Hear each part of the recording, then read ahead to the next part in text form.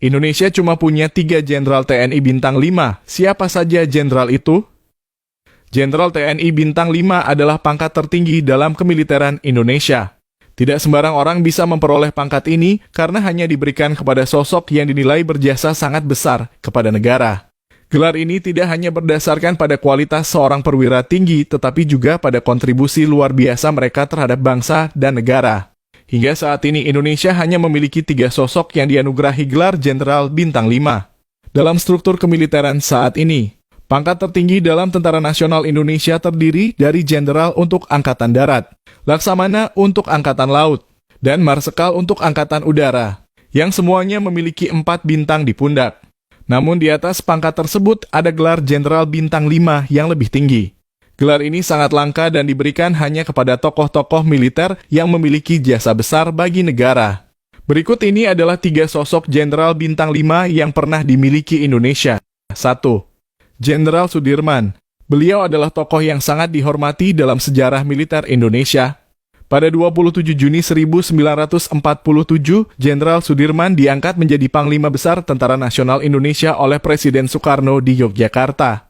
Sebelum itu, ia telah menjabat sebagai Panglima Besar Tentara Keamanan Rakyat yang merupakan cikal bakal TNI. Pengangkatan Jenderal Sudirman sebagai Panglima TNI pertama didasarkan pada kepemimpinannya yang cemerlang dan dedikasinya dalam perjuangan kemerdekaan Indonesia. Konferensi TKR yang digelar pada 12 November 1945 di Yogyakarta menjadi titik awal terpilihnya Sudirman sebagai Panglima Besar. Ia diakui sebagai salah satu perwira militer yang paling berdedikasi, terutama dalam memimpin Resimen 1 atau Divisi 1 TKR. Salah satu prestasi terbesarnya adalah menggagalkan upaya Jepang untuk mempertahankan kekuasaan dan berhasil mengambil alih gudang senjata Jepang yang kemudian digunakan untuk memperkuat Angkatan Perang Indonesia.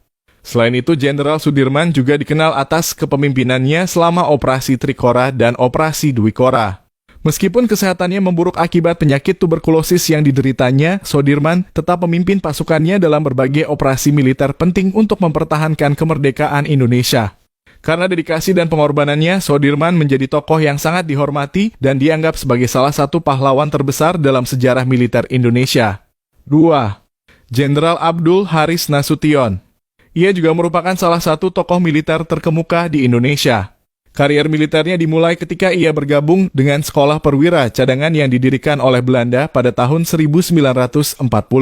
Setelah itu, ia terlibat dalam perjuangan melawan Jepang di Surabaya pada tahun 1942.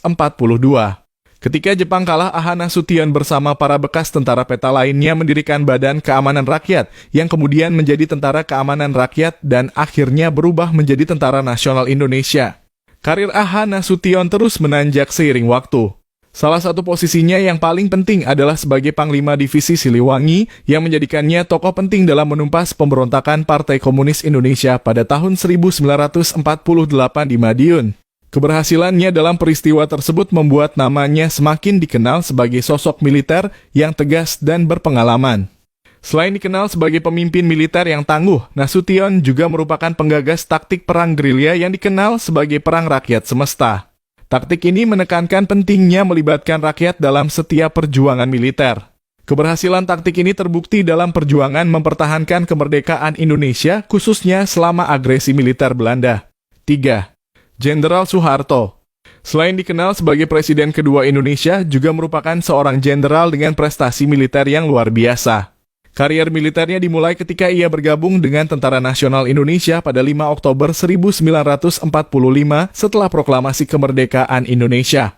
Pada masa itu Indonesia masih berjuang melawan upaya Belanda yang ingin kembali menjajah Indonesia melalui agresi militer Belanda. Salah satu momen paling bersejarah dalam karier militer Soeharto adalah serangan umum 1 Maret 1949. Pada saat itu, Soeharto memimpin serangan untuk merebut kembali kota Yogyakarta yang sebelumnya diduduki oleh pasukan Belanda. Serangan ini tidak hanya berhasil merebut kembali kota tersebut, tetapi juga menunjukkan kepada dunia internasional bahwa Indonesia masih berjuang untuk mempertahankan kemerdekaannya. Peristiwa ini juga menjadi titik balik dalam perjuangan diplomatik Indonesia di kancah internasional. Karir militer Soeharto terus berkembang hingga ia dipercaya untuk memimpin Komando Mandala dalam operasi untuk merebut kembali Irian Barat dari Belanda. Kesuksesannya dalam misi ini membuatnya diangkat menjadi mayor jenderal dan semakin memperkuat posisinya sebagai salah satu tokoh militer paling berpengaruh di Indonesia. Setelah itu, Soeharto melanjutkan kariernya di bidang politik dan akhirnya menjadi Presiden Indonesia selama lebih dari 3 dekade.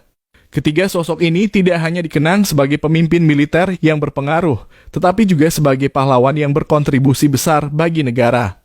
Mereka menerima gelar Jenderal Bintang 5 sebagai bentuk penghargaan tertinggi atas dedikasi dan pengorbanan mereka dalam membela serta memperjuangkan kemerdekaan dan kedaulatan Indonesia.